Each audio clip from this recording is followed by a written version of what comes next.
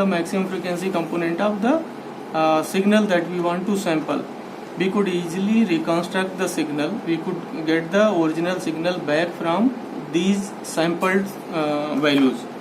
So this criteria of sampling is known as the Nyquist criteria.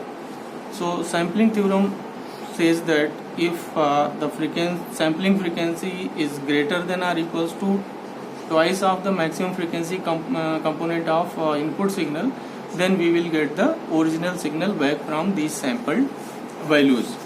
So to perform this experiment, what we need basically three things.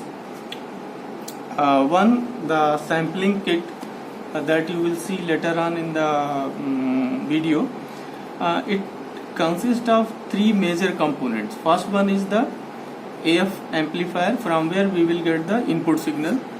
The second is the pulse generator, from where we will get the high frequency signal pulses in the form of pulses. And third one is nothing but a multiplier, where these two signals are multiplied, and the output of multiplier is nothing but the sampled signal.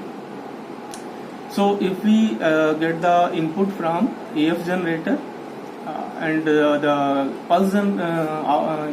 pulse generator signal from the carrier generator, you can say, and if we multiply these two signals, then output of sampling circuit, sampled signal will be available at the output of this what is this device known as the sampling circuit. So at the output of sampling circuit, we will have sampled signal. So these are the three main components to perform this sampling theorem. Then if we want to reconstruct the original AF signal back from these sampled values of the signal, then we have to apply this sampled signal to a low pass filter. So the next component of this experiment that we need is the reconstruction circuit. The reconstruction circuit is nothing but it is a low pass filter only. So if we apply the sampled signal to these low pass filters, we will get the continuous output at the output of this low pass filter. Because this low pass filter circuit is a passive low pass filter, so there will be lot of attenuation. So to get the signal in pleasant form, we have to apply this signal to amplifier. So that's why amplifier is also given in this kit, and output of amplifier, it should be the original input signal. It should exactly be the replica of the input signal that we want to sample it. Dear students, today we are performing a practical on sampling theorem. Theory portion we have already discussed with you. This is our trainer board, sampling theorem trainer board.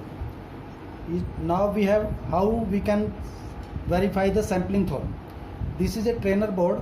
In this board, separate parts are here. This is AF generator. The first one is AF generator. In this generator, we can change the amplitude.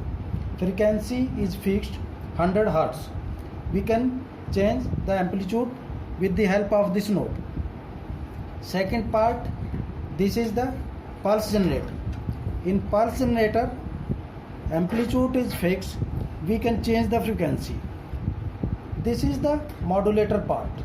In this part, this circuit is called sampling circuit, and the ICs are used CD4052. Here we get sampling output, and this is a RC filter circuit, basically a low pass filter. In this we get reconstructive output, and this is the finally we have used a op-amp to amplify the output. Now as per procedure, we have to adjust the signal. First of all, we will adjust the AF signal. In AF signal,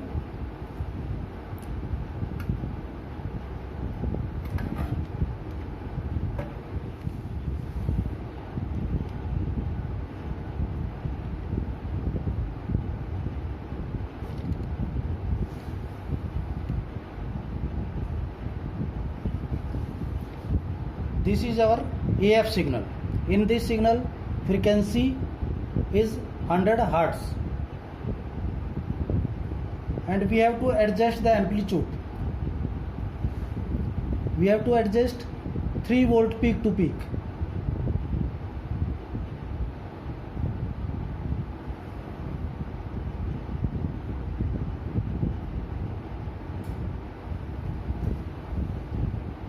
This is our AF signal in yellow color. The frequency is 104 Hertz and the amplitude is 3.1 volt. Next step, we have adjust the frequency of the pulse generator. This is our pulse generator. We have to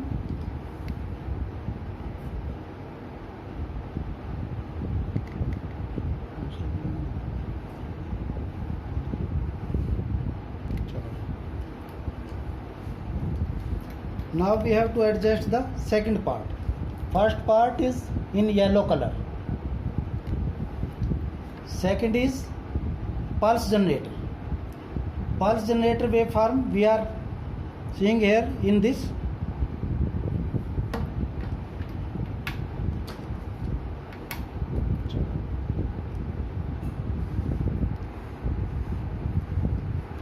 This is our frequency generator. We have to adjust the frequency double. Then we have to adjust 2 FM.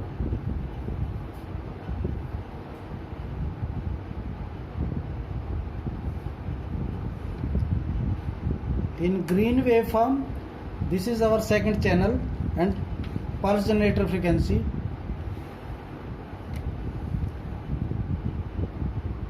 (207 Hertz) and amplitude is 8.0 volt.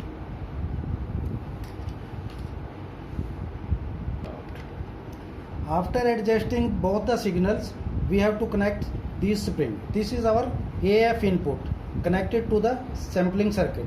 This is our pulse generator frequency that is also connected with the sampling circuit. This is our sampling output in yellow color.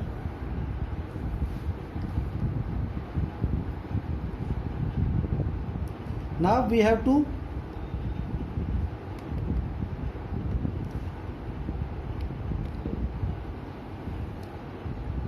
this is our reconstructed output in green color. This is with the help of 2 FM. जब हम frequency को double रख रहे हैं, output ऐसा है. Now we have to increase the frequency.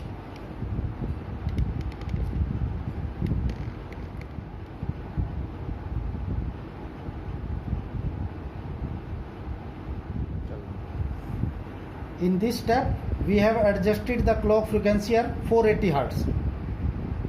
On 480 Hertz, this is our sampled output.